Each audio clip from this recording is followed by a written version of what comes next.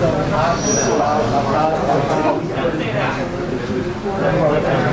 right, final mic check. 1, 2, 3. Media mic check. Final mic check. 1, 2, 2, 2. Hey, hey. Everybody got the mic? 1, 2. Thumbs up.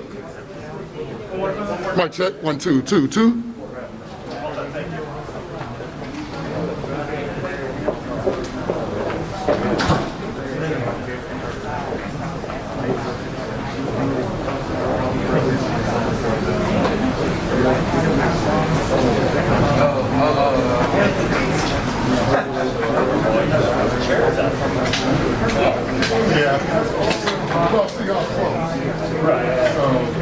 For the press conference, if they were. No, it was way before. Oh, really? Oh, going to the mayor's office? Well, when they put up the job,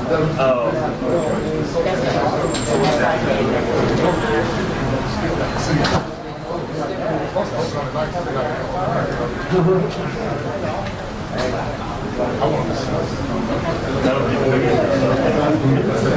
City Hall would be closed. No question. Yeah. This is how Jim Dunn said, now the Guardian, thanks. No questions. I'm out. I like that. They didn't need to spend $1 million on video and Tom Hanks. It literally made me like, y'all, we the Guardians. Cool, right. Don't bring your Indian stuff to the game. Actually, they should do a training, like bring your own Indian.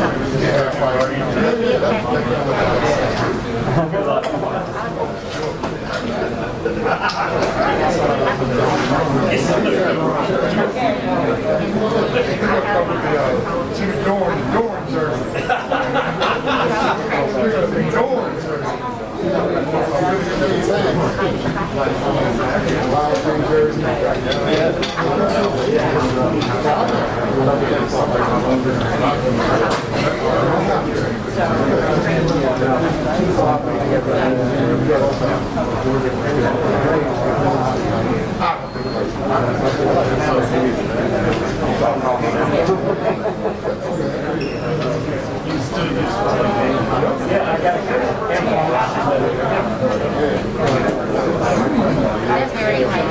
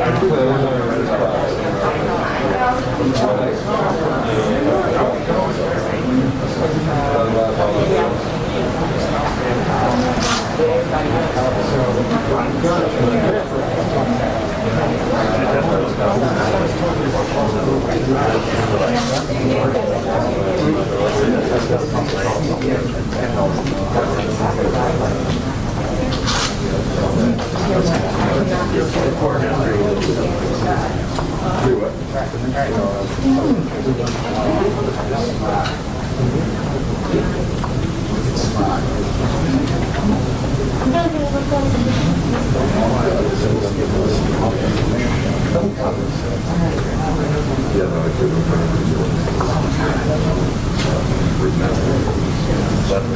not going to summon her faster like he's quiet. I know we did get real close.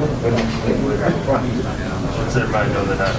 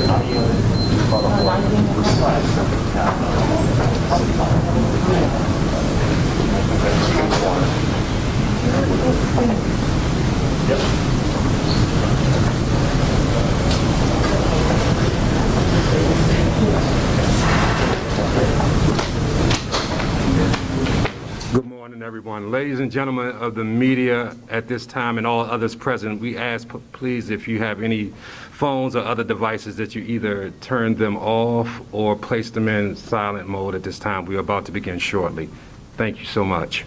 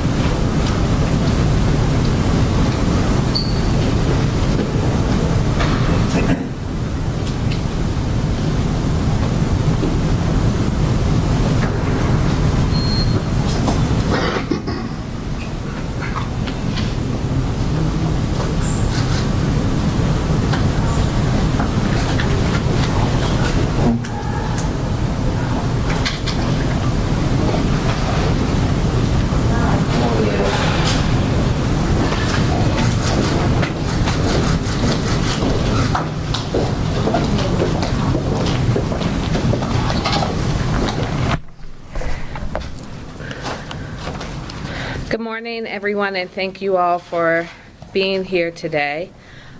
We are joined by several members of our team: APD Chief Rodney Bryant, APD Deputy Chief Charles Hampton Jr., APD LGBTQ Liaison Senior Patrol Officer Eric King, APD Deputy Chief Michael O'Connor, Deputy Chief Operating Officer LaShondra Burks, Malik Brown, our Director of LGBTQ Affairs, City of Atlanta, and also Dr. Carlos Del Rio of Emory University, Rollins School of Public Health.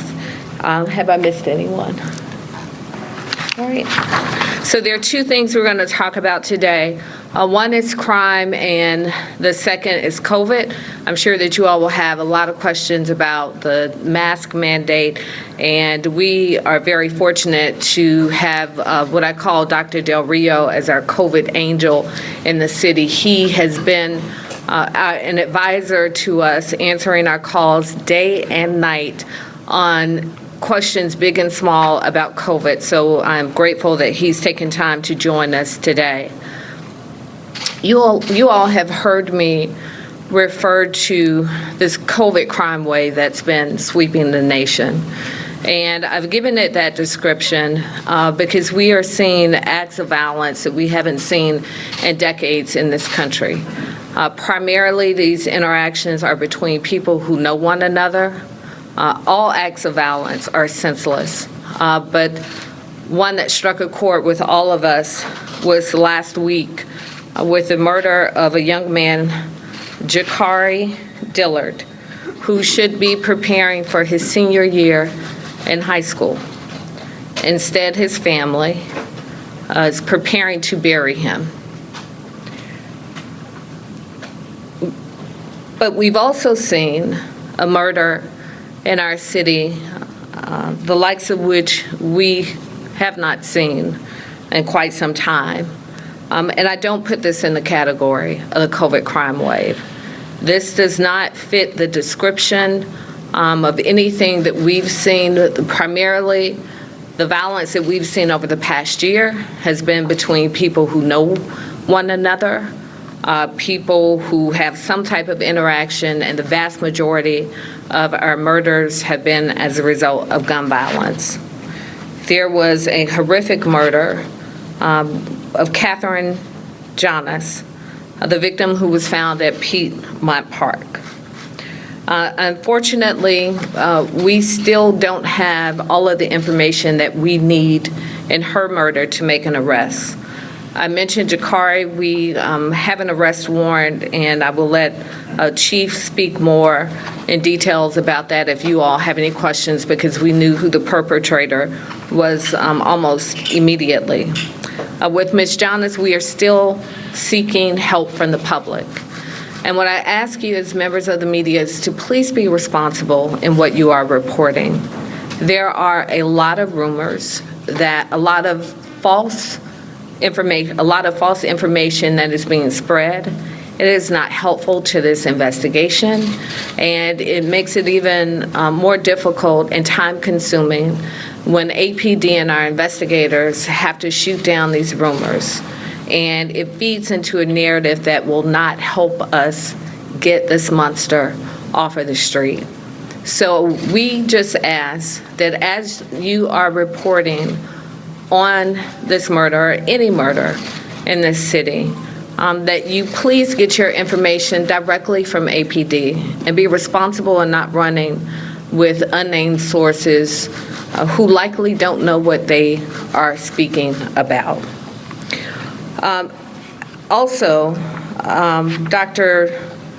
Del Rio, as I said, is going to give more information on where we are with COVID.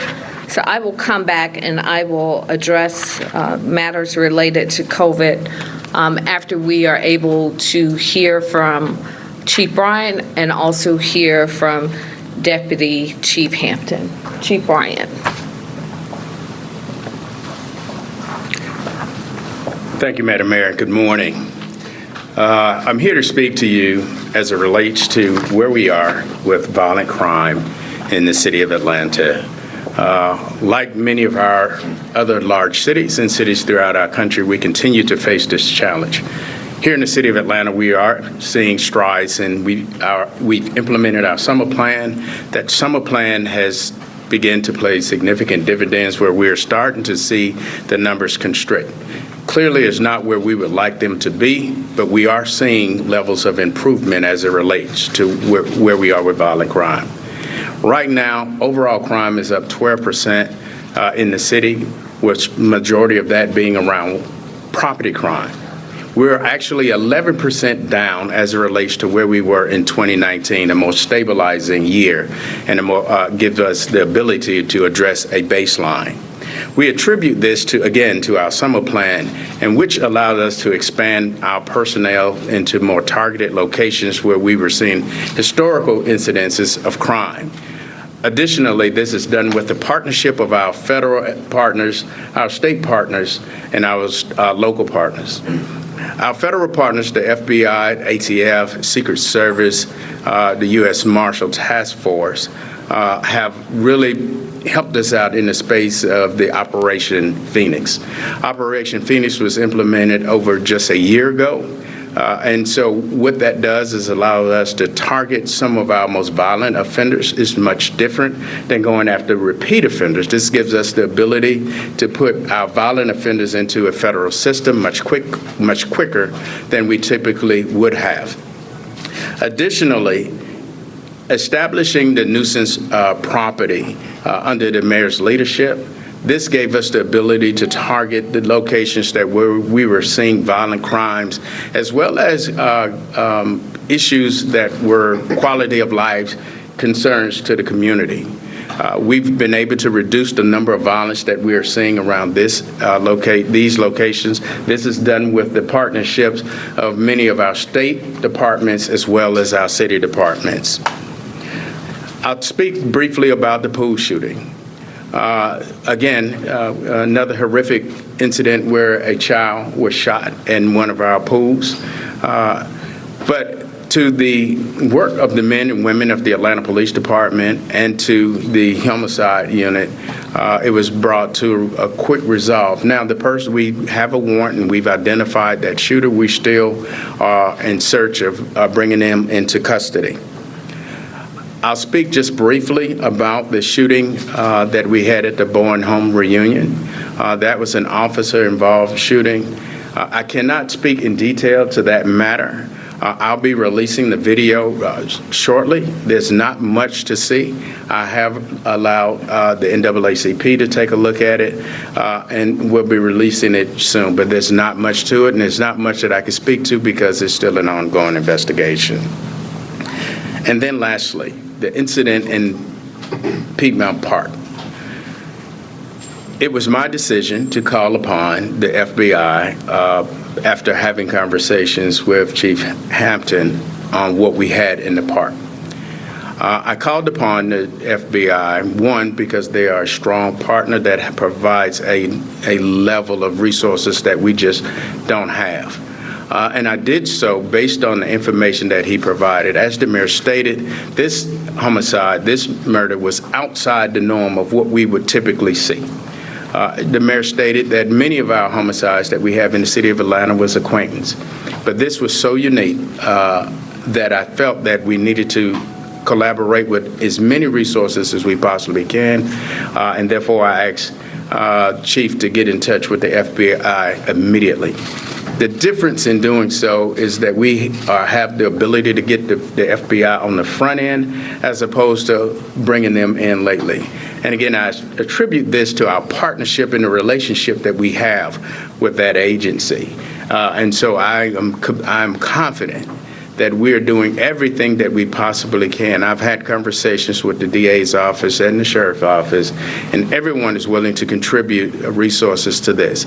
So without going, no, I'd be remiss if I have to reiterate what the mayor stated about false information.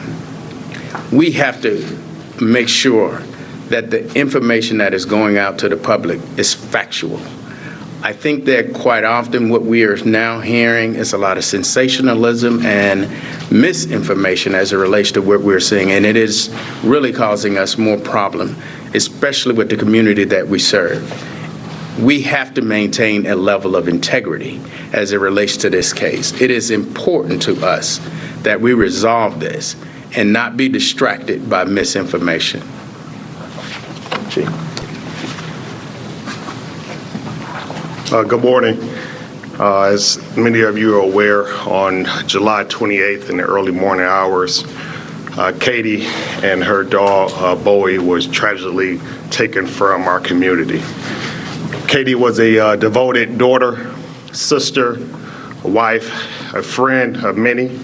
She was a talented songwriter. She was a vocal advocate for social justice. Now it's time for us to give justice for Katie.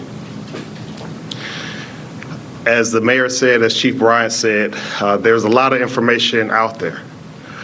We as the police department and our investigators, we have a duty to abide by the laws of the courts and the rules of evidence. We'll be wrong to put out a lot of information in the public.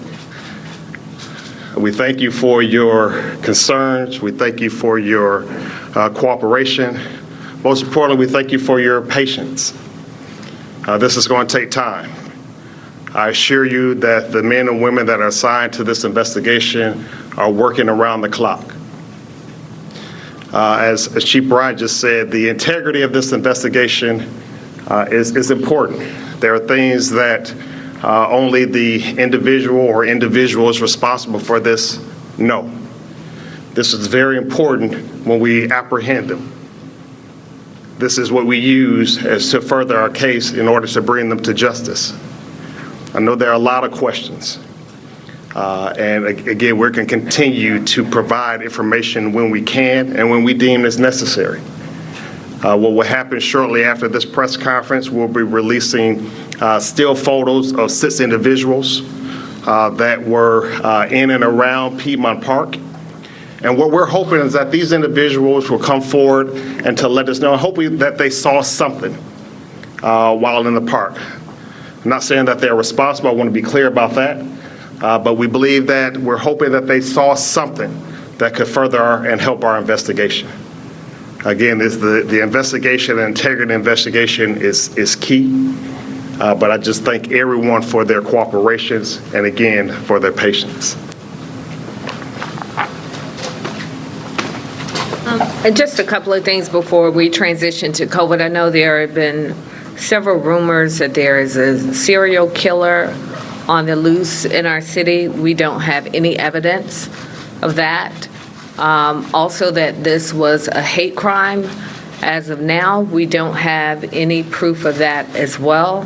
This is not to say that things will not change, but at this point, we don't have any confirmation of either of those things, so I want to clarify that. As you all know, we reinstituted the mask mandate in the city of Atlanta. We were scheduled, we were beginning our phased reopening plan. We have been data-driven from the very beginning. These have not been decisions related to COVID that we've made based on a whim. It's been based on the science and the data.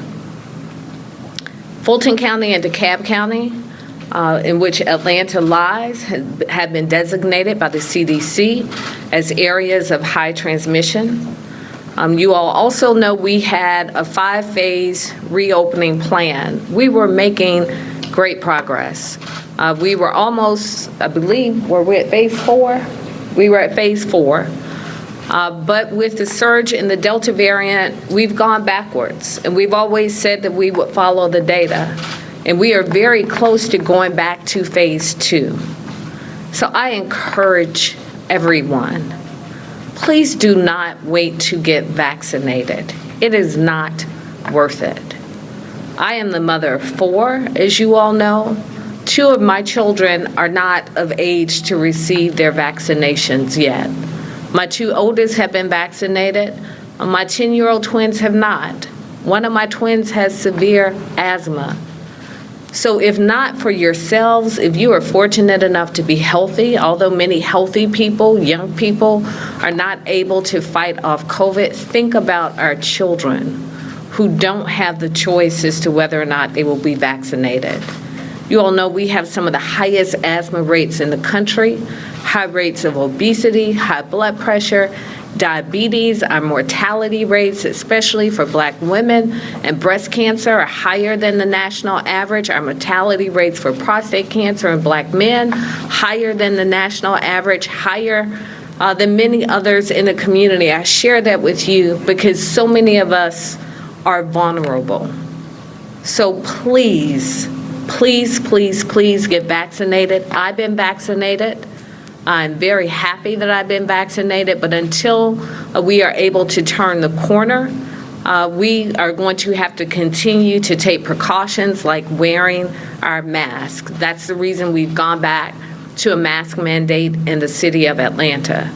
Our vaccination rates, surprisingly, in the city are actually higher than the state average. I believe the last numbers I saw, and I'll let Dr. Del Rio speak in more detail, were around 46% of people who received 2 doses across the state and about 49% in the city of Atlanta. So we are leading the way in the state, but we still have a very, very, very long way to go. And with that, Dr. Del Rio, I'll turn it over to you.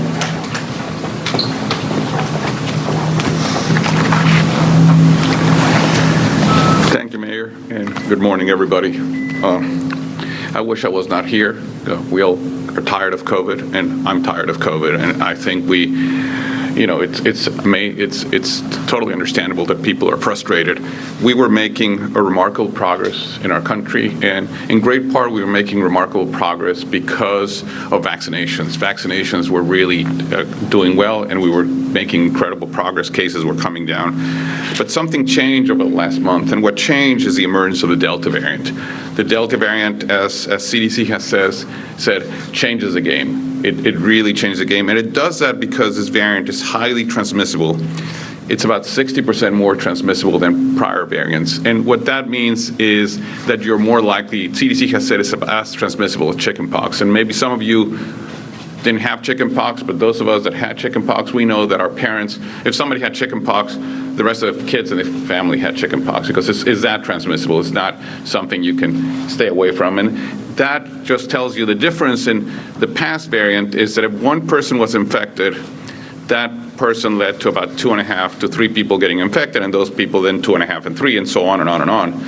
With the new variant, it's about one person infects 6 to 8 people. And then each one of those infects 6 to 8, and you go on, and that causes this very rapid rise that we're seeing. It's almost like a rocket. This exponential growth is because this rapid transmission. What we know is that what has not changed, though, is that the vaccines continue to be very effective. And while you have read that there's so-called breakthrough cases, they are still uncommon. And if you see in the Georgia Department of Public Health website, they publish some very useful information that I want to highlight. Of the about 4 million people vaccinated in the state, there have been close to 5,000 people who've tested positive. 118 have been hospitalized, and just 24 have died of COVID.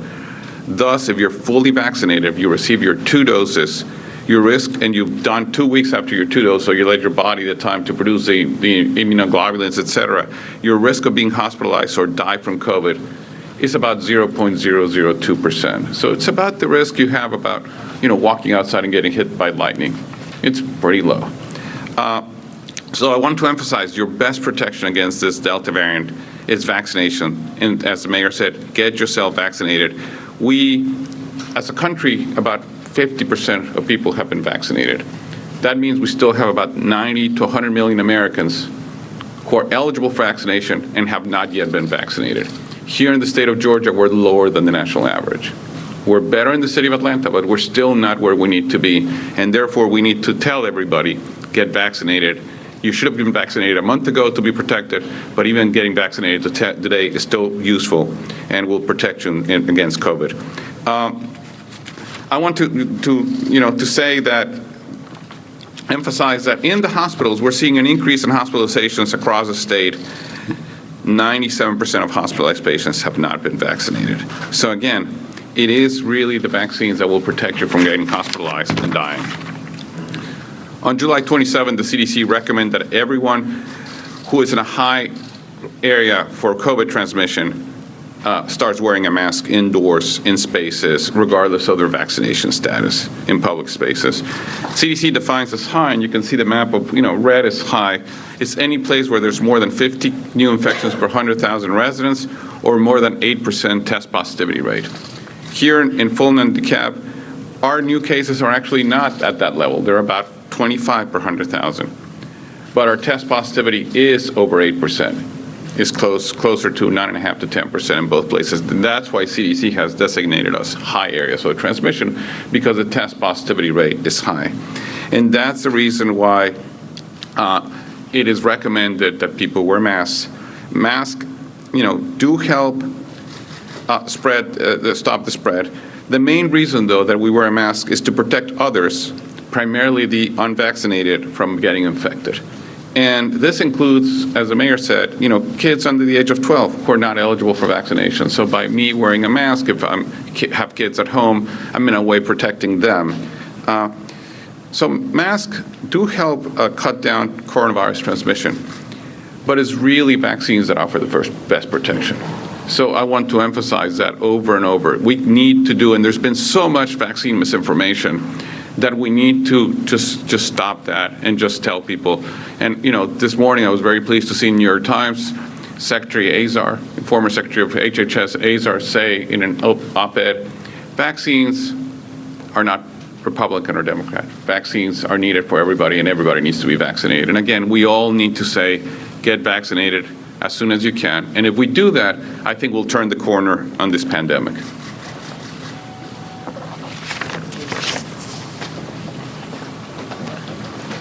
Right. With that, we will open up for questions. Mayor Barnes, just staying on COVID real quickly, any plans for another lockdown in the city at all? Now, as of now, we're just asking people to wear their mask and get vaccinated. And again, we're going to continue to be cognizant of the science and the data. Our advisory group was composed of public health leaders like Dr. Del Rio. We had business leaders on board. We had community leaders. So the phased recommendations and approach we came together with those recommendations based on a cross-section of people in the community. So if you look at our dashboard, we're not there yet. We're just asking people, please wear a mask and please get vaccinated. It's very simple. Mayor, on the question of enforcement, just a request, would it be possible to get a copy of those photos of the people that you're looking for that in connection with Jeanette's case before the noon show, so we can get those out there? That has already been released by public record. Thank you, we appreciate it. Morris. Thank you, Mayor. On the question of masks, is it essentially the honor system? The president of the Georgia Restaurant Association says, look, don't expect, if you see a table and somebody's not wearing a mask and your family's wearing a mask, don't expect the servers to enforce this. So is it the honor system? Yeah, well, Morris, part of the feedback that we got from business owners when we had the mask mandate in place last time was that it made it easier on them, that they were not having to pick and choose how they communicated with their customers, that people would know when you come into the city, you should have on a mask. Now, when you are eating, it's impossible to wear a mask. So we're asking people, and again, be thoughtful about the servers. Just if you're in a restaurant and you're eating, of course you can't wear a mask.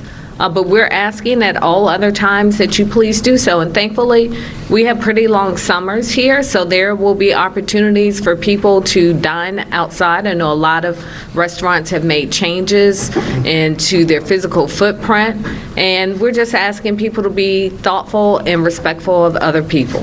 Mayor Bottoms, can you just talk about the surveillance cameras? I know EPD late last night confirmed that all their cameras in the area were working properly. We've been told by multiple people, including some of your spokespeople, that I guess you guys maintain the cameras inside the park? I know the AJC had reports that the cameras weren't working. What is the status? How many cameras in the park are there? Were they working the night of this murder? So I'm going to let our Chief Operating Officer and our Deputy Chief Operating Officer also speak to that. But this is part of the reason we've asked for the expansion of the camera network throughout the city. And you all recall a few weeks ago, I shared with you our hopes to use $70 million in federal funding. Previously, we had already announced the expansion of 250 cameras for Operation Shield. This is the reason why we need more cameras in our city, but specifically, our COO will give details on the cameras in and around Piedmont Park.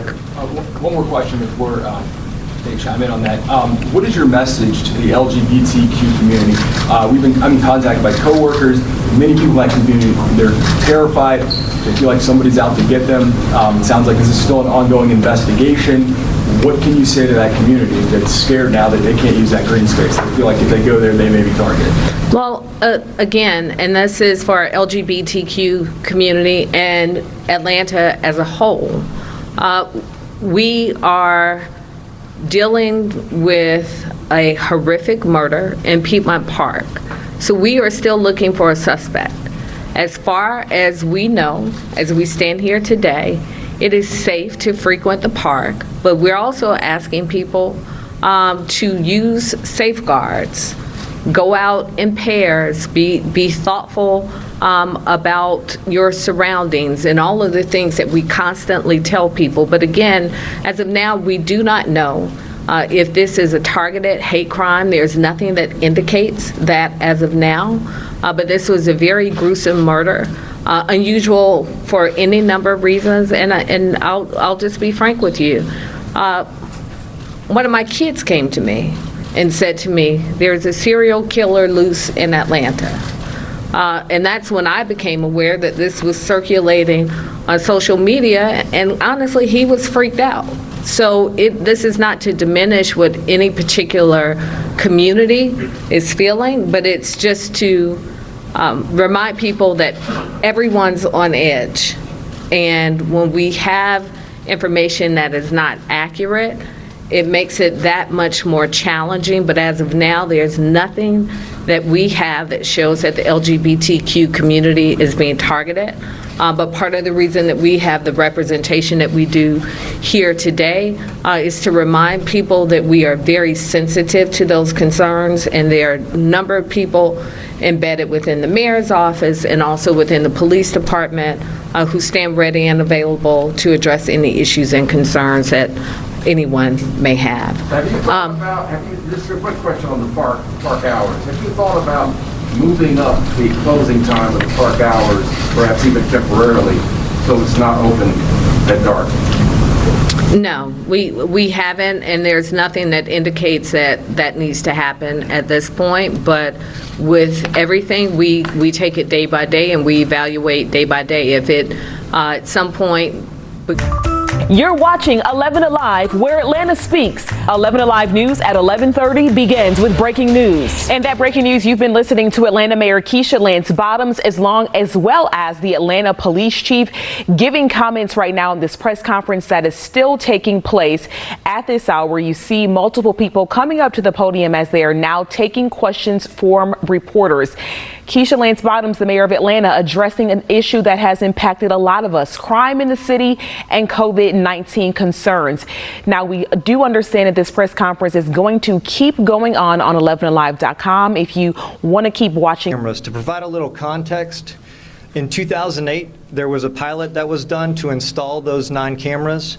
In 2017, there was an assessment that was done.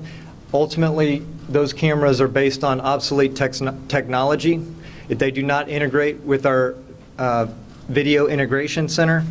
We have not removed those cameras because we do still think that their presence is valuable. As the mayor mentioned, she has committed and made a priority to invest in cameras across the city. We work closely with APD, Parks is involved, the Police Foundation and others, the communities, to determine where those investments are going to go and how we should best prioritize investments in the placement of cameras based upon the data. And so that's what we'll continue to do as we look to decide where we make investments in our camera infrastructure moving forward. And in light of those cameras not being, working the night of the murder, what steps are you all taking to ensure that they are working in the future? What's the time frame? So let me reiterate, we're still working to determine if there's any information we can get from those cameras. As I mentioned, the cameras were installed as a pilot in 2008. The technology for those particular cameras is obsolete.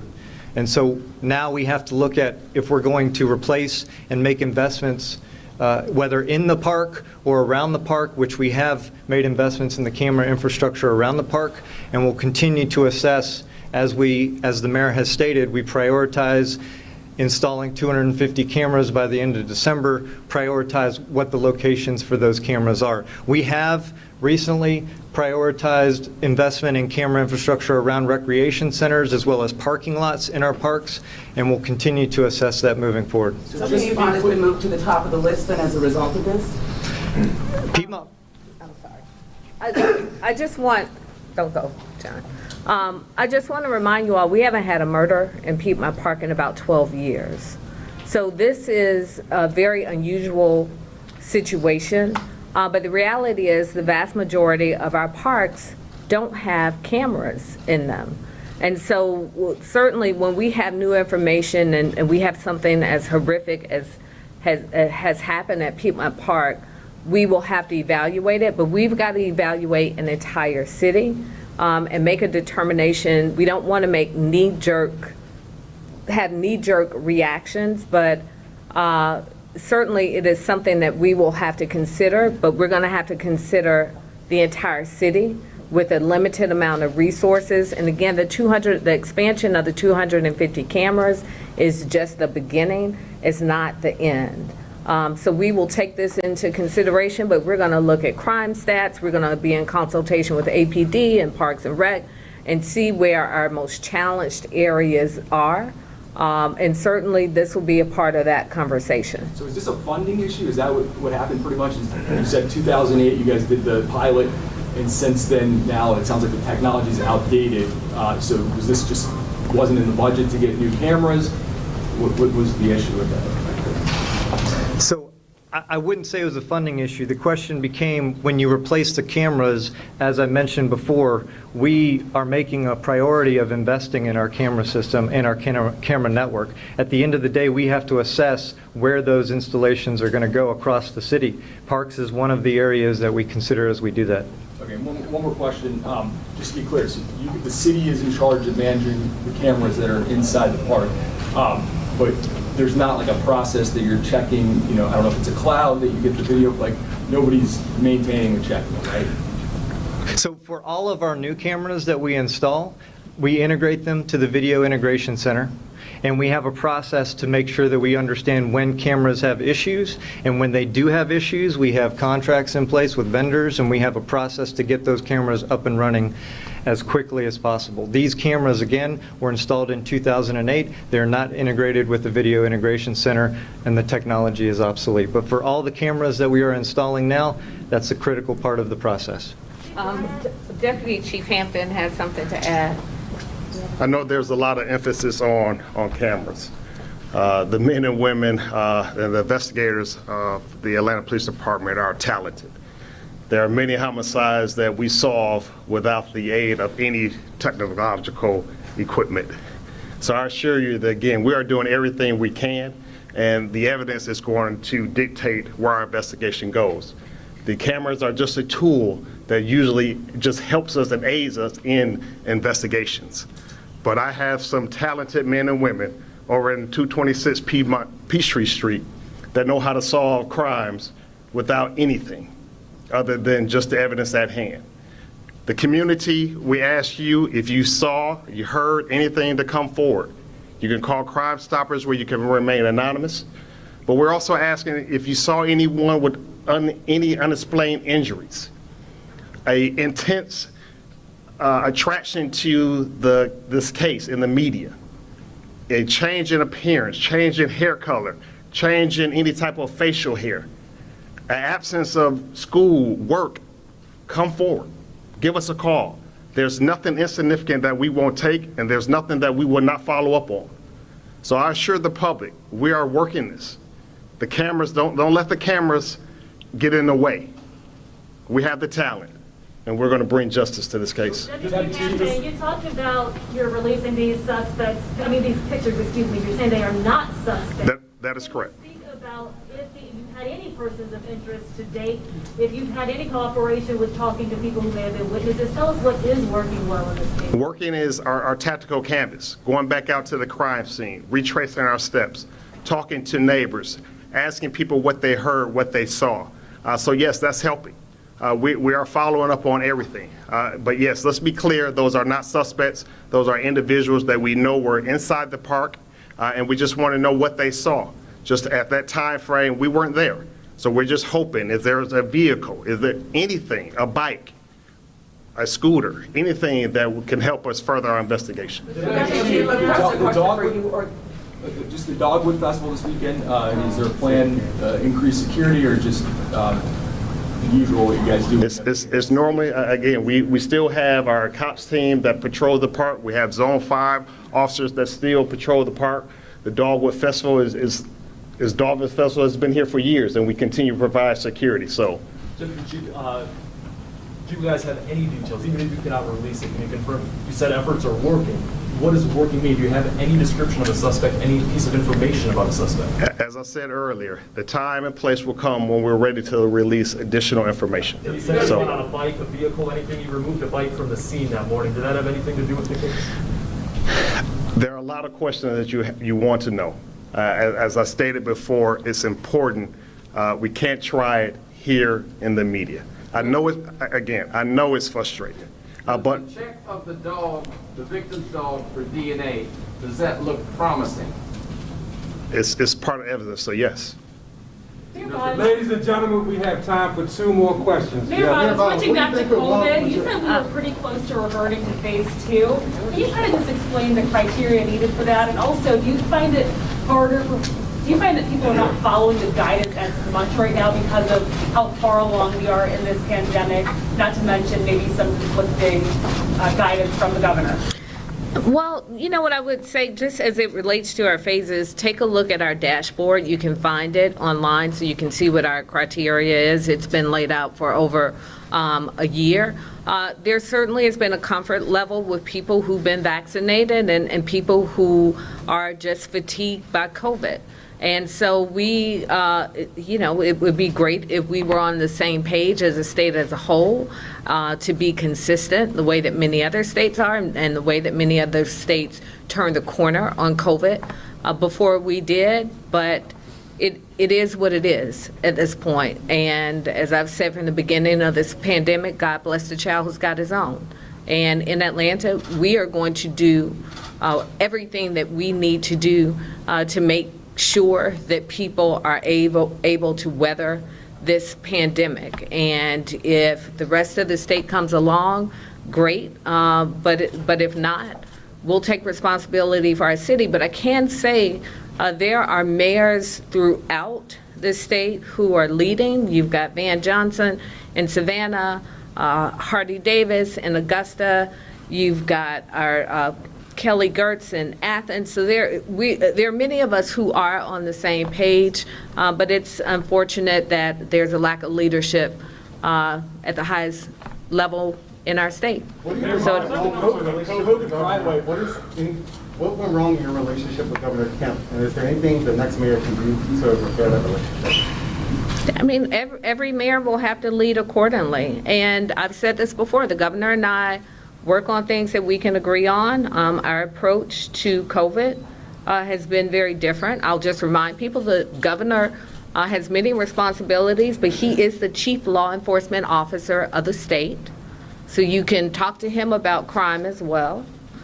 He is also the chief health officer responsible for public health. So you can talk to him about COVID as well, and he can answer for himself. But we'll continue to work with the state on things that we can agree on, and those things that we can't, we'll lead as we always have. Thank you so much, ladies and gentlemen. That concludes this press conference. Thank you. Thank you. Thank you so much. We appreciate all the media today. Thank you. Thank you so much.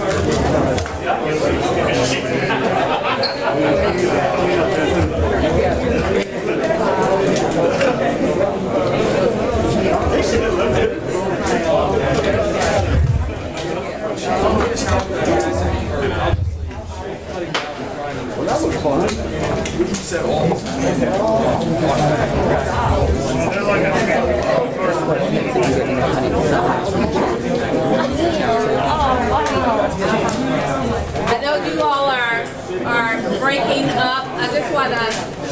I want to clarify something very quickly, just based on my conversation with Dr. Del Rio. There was a question about competition. Nevin competes tonight in primetime. Again, she's just 19 and she could win gold in the first women's Olympic sprint canoe event. 19 years old. What a bright future ahead. All right, 11Alive is your Olympic station. Our primetime coverage kicks off at 7 on 11Alive. That's going to be your all-access pass, getting you ready for a night of full competition. Well, good afternoon, everyone. We have sunshine in some spots. We have rain in other spots. Take a look at this. This is Athens. You can see the rain coming down. Almost looks like snow on the camera, doesn't it? It's rain. It's all rain. Mostly cloudy skies there. In fact, I can verify that for you on the radar here. You can see here's Athens right here. That's where we have that rain coming down. A little bit of a moderate pocket just popping up right there, just north of Monroe, between Monroe and Winder there. We'll be moving into Borough County momentarily. No lightning strikes associated with that, but we could see some thunderstorms begin to pop off later on this afternoon. Notice over here to our west, for Rome, for example, got sunshine there. We have the clouds here in Atlanta, so temperatures kept down over toward the east. You can see we're in the low 70s right now, right at 81 degrees in Rome, where we have that sunshine, up toward Dalton as well, 77 in Carrollton, and 80 over into LaGrange. 5 out of a possible 11 today on the Wizometer. 50% chance for the showers. We had them earlier this morning. We're catching a brief break right now, and then I'm expecting more to pop up right around the 1 o'clock hour. We'll start to see some isolated showers pop up. A good 50% chance that you could see another shower or even an embedded thunderstorm in a few of those. You're looking at 84 degrees right now for a high temperature today. Front down here to the south, you can see that's where most of the rain is. We got that northeasterly flow coming in. Our rain chances will be low for the next couple of days. 30% chance Wednesday through Friday, and then up slightly by Saturday. We're also expecting that temperature to rise a little bit as we head into the weekend as well. Here's how it plays out. Forecast track model shows that 50% chance for scattered showers coming in this afternoon. By the time we get to tomorrow, we may start off with a few clouds and a few isolated showers, but we'll notice those clouds breaking up, and we'll have about a 30% chance for an isolated shower during the afternoon. Mainly during the afternoons is when you're going to see that right on through Friday. Highs will remain in the low 80s. We will warm it up a little bit as we head into the weekend. Saturday 87 with a 40% chance of rain. Lower chance on Sunday, so that'll be the drier of the 2 weekend days with 90 for the high, where we should be for this time of year, and 91 by early next week, again with that very low chance for the rain. Don't go anywhere. We're back right after this. To give everyone what they need to start their day. Chesley does a fantastic job of making it relatable and making it digestible. Crash with Traffic makes it so interesting, and I love his energy. Francesca is so smart and brilliant, and I love the way she researches stories. You're always going to get the most accurate information. Watch Aisha, Francesca, Chesley, and Crash on the 11Alive Morning News, weekdays 5 to 7.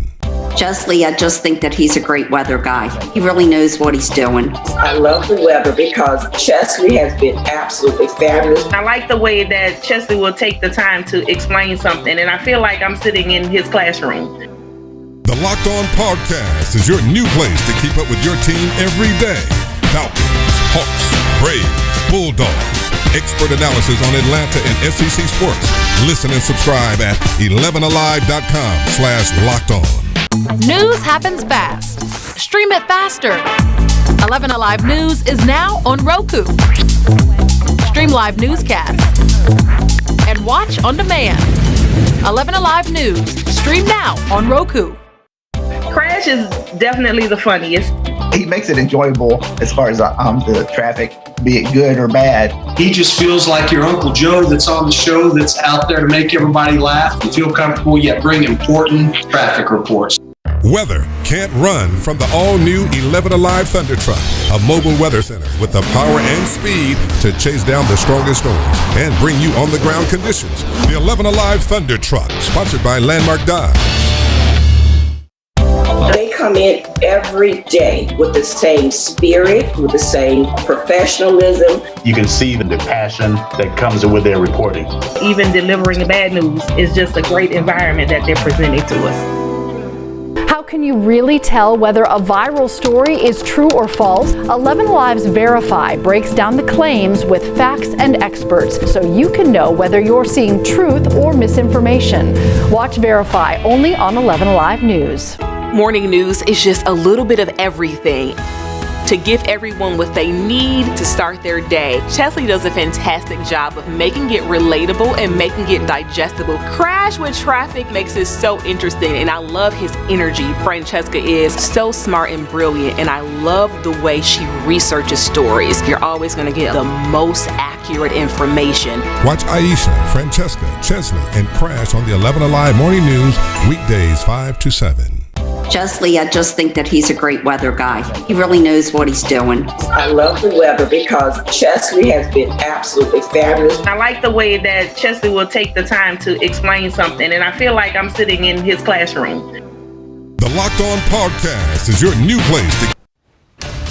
We're staying on top of breaking news. Mayor Bottoms wrapping up a news conference moments ago on crime and COVID-19. Joe Henke joins us live with a recap.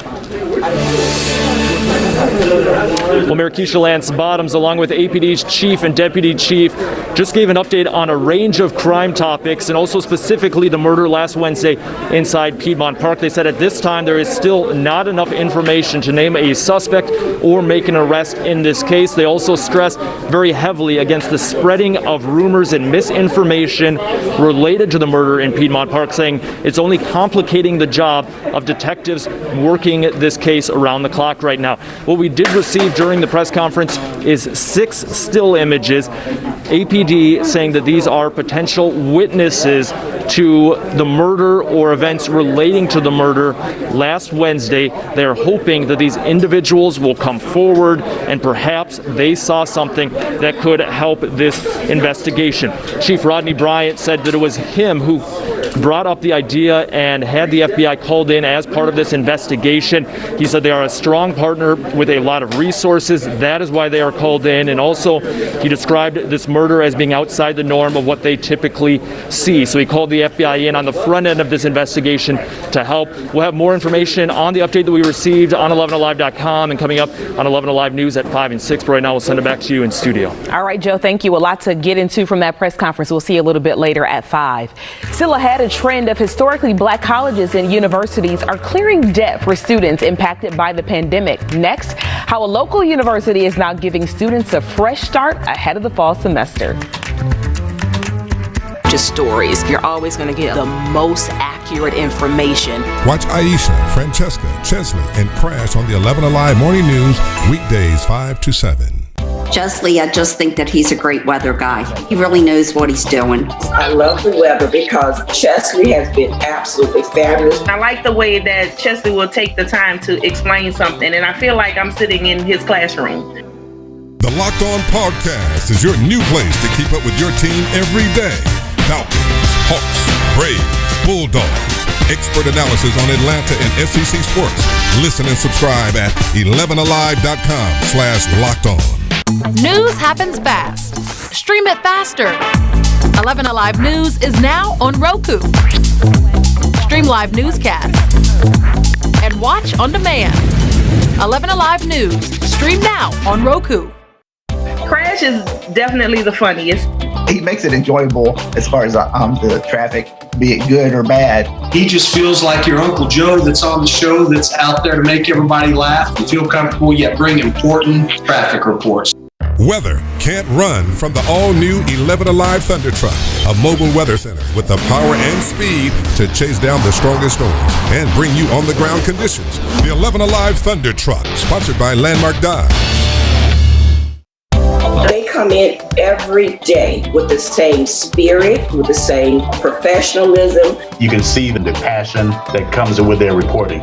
Even delivering the bad news is just a great environment that they're presenting to us.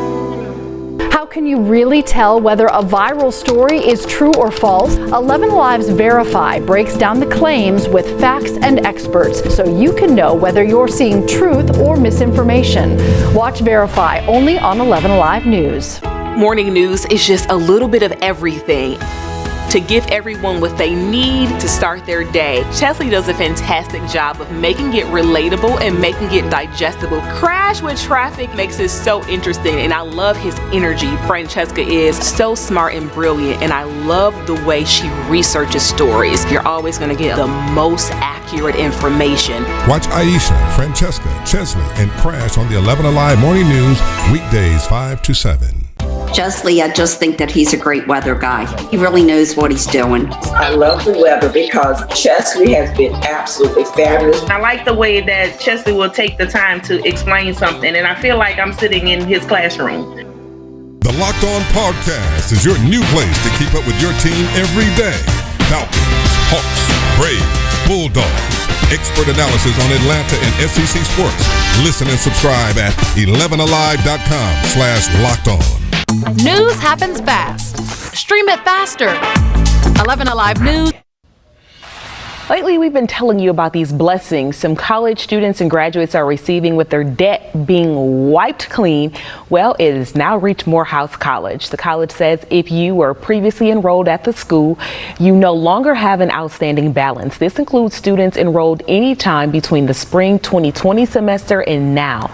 Morehouse says its goal is to help students who may be struggling financially because of the pandemic and to help them progress educationally. There is nothing like a burden lifted. We wish them all the best. Thanks for watching 11Alive News Midday. Stay safe, everybody. We'll see you.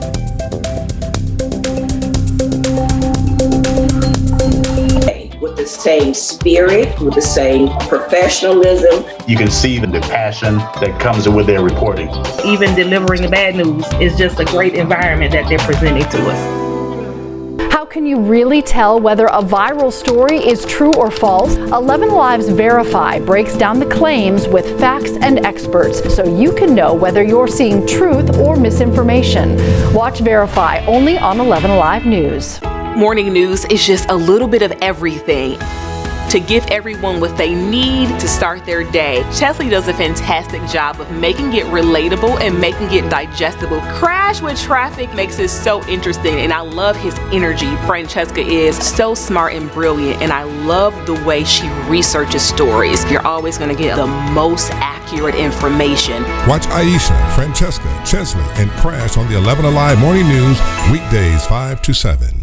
Chesley, I just think that he's a great weather guy. He really knows what he's doing. I love the weather because Chesley has been absolutely fabulous. I like the way that Chesley will take the time to explain something, and I feel like I'm sitting in his classroom. The Locked On Podcast is your new place to keep up with your team every day. Falcons, Hawks, Braves, Bulldogs. Expert analysis on Atlanta and SEC sports. Listen and subscribe at 11alive.com/lockedon. News happens fast. Stream it faster. 11Alive News is now on Roku. Stream live newscasts and watch on demand. 11Alive News. Stream now on Roku. Crash is definitely the funniest. He makes it enjoyable as far as the traffic, be it good or bad. He just feels like your Uncle Joe that's on the show, that's out there to make everybody laugh and feel comfortable, yet bring important traffic reports. Weather can't run from the all-new 11Alive Thunder Truck, a mobile weather center with the power and speed to chase down the strongest storms and bring you on-the-ground conditions. The 11Alive Thunder Truck, sponsored by Landmark Dodge. They come in every day with the same spirit, with the same professionalism.